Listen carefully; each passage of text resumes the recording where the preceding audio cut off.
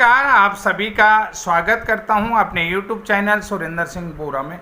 साथियों, Gurminder Singh versus union of India NIVS DLED miscellaneous application diary number 34898 में माननीय supreme court में कोर्ट नंबर 3 में जस्टिस BR गवई और जस्टिस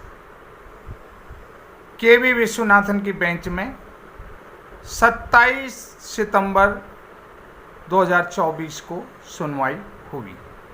जैसा कि आप सभी लोगों को इस सुनवाई से ये स्पष्ट हो गया होगा कि BR गवई जी ने ही NIVS DLED मामले को लेकर के पहले क्या सोचा था और अब जो है कि NIVS DLED को लेकर के वो कितने पॉजिटिव दिख रहे हैं।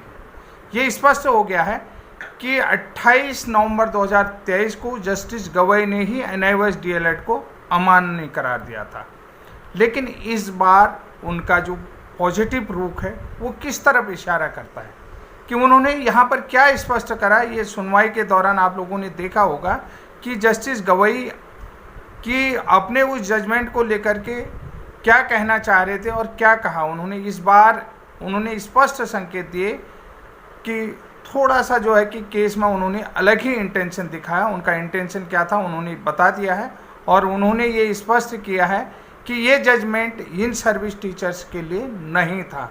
यानी कि जस्टिस गवई ने कह दिया है कि जो मैंने जजमेंट 28 नवंबर 2023 को दिया है NIVS DLED के लिए वो इन सर्विस टीचर के लिए नहीं था। अर्थात इस बात से ये स्पष्ट होता है कि यहाँ पर जो जस्टिस ने कहा तो इस बात से ये स्पष्ट होता है कि जो शिक्षक सरकारी या प्राइवेट स्कूलों में अपनी सेवाएं दे रहे थे तो ये कोर्स उन्हीं के लिए था, यानी कि उन्हीं लोगों के लिए ये कोर्स था और ये स्पष्ट था कि उन्हीं लोगों के लिए था, इन सर्विस टीचर्स के लिए, और वे सारे मान्य हैं। वो सारे टीचर, चाहे वो प्राइवेट स्कूल में वो चाहे गैर सहायता प्राप्त हो, किसी भी प्राइवेट निजी विद्यालय में सहायता प्राप्त और अशासकीय विद्यालय में पढ़ा रहे होंगे, निजी विद्यालय में पढ़ा रहे हों, तो उनके लिए ही ये कोर्स था और ये पूरी तरीके से मान्य है।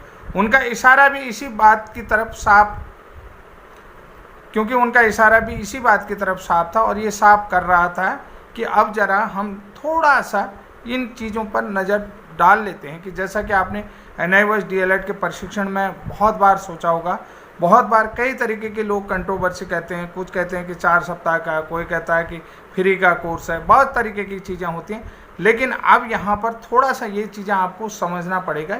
इन लोगों ने भी मेहनत की है, ये बात समझ रहे हैं ना, इन लोगों का भी मेहनत था, ऐसा नहीं कि मेहनत नहीं था। ये लोग भी पढ़ा रहे थे, ये लोग इन सर्विस थे और कई बार इन लोगों की जांच भी हुई विद्यालयों से संबंधित कि ये पढ़ा रहे थे नहीं। जैसा कि उत्तराखंड हाई कोर्ट में जब सुनवाई हुई तो हाई कोर्ट ने भी अपने स्तर से इन अभ्यर्थियों के बारे में जांच करवाई। थोड़ा सा हम इसमें देखें, सबसे पहले हम आर्डर को समझते हैं या उस ऑर्डर को समझते हैं जिसमें वास्तव में DLED हो या ब्रिज कोर्स हो कि ये प्रशिक्षण केवल उन्हीं इन सर्विस टीचर्स के लिए हो, चाहे NIVS से DLED हो या NIVS से ब्रिज कोर्स हो, ये दोनों ही NIVS के थे, तो ये इन सर्विस टीचर्स के लिए थे। तो अब यहाँ पर वो चाहे गवर्नमेंट में हो, प्राइवेट स्कूल में, फ्रेशर के लिए नहीं था, यानी कि फ्रेशर के लिए नहीं था, ये मैं आपको बताता हूँ। अब फ्रेशर क्या होते हैं?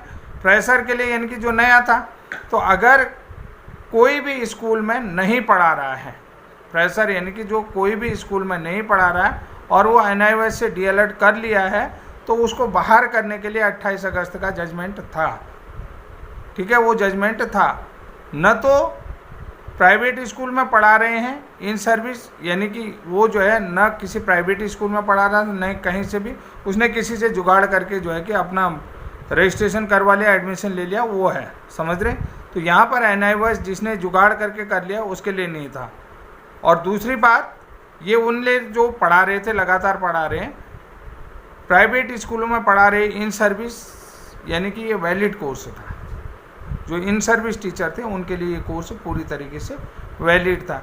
ये कोर्स किसके लिए नहीं था? फ्रेशर के लिए, यानी कि NIVS DLED जिन्होंने कर लिया है और वो कहीं भी नहीं पढ़ा रहे हैं, तो ये जो जजमेंट था तो उन लोगों के लिए था जो जुगाड़ करके ऐसे करें, उनके लिए वैलिड। अर्थात NIVS में एडमिशन लेते वक्त किसी भी स्कूल में नहीं पढ़ा रहे थे और फ्रेशर होते हैं हुए भी उन्होंने स्कूल से संपर्क कर, फ्रेशर होते हुए भी स्कूल से संपर्क करके NIOS से DLED कर लिया है, उसको बाहर करने के लिए जस्टिस गवई ने 28 अगस्त 2023 का जजमेंट दिया।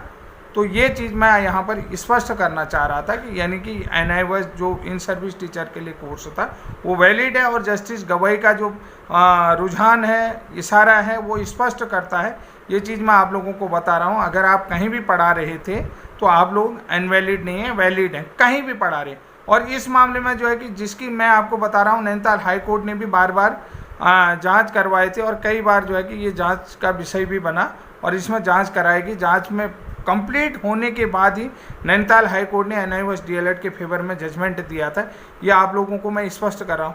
केवल ये जो जजमेंट था 28 नवंबर 2023 का, वो जो जुगाड़ करके जो फ्रेशर थे, जो इन सर्विस टीचर थे, उनके लिए नहीं था।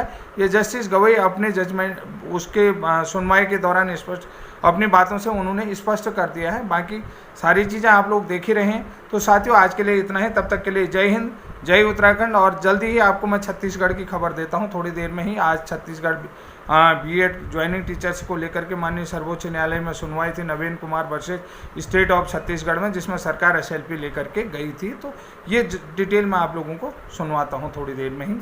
बने रहिएगा। तब तक के लिए जय हिंद, जय उत्तराखंड।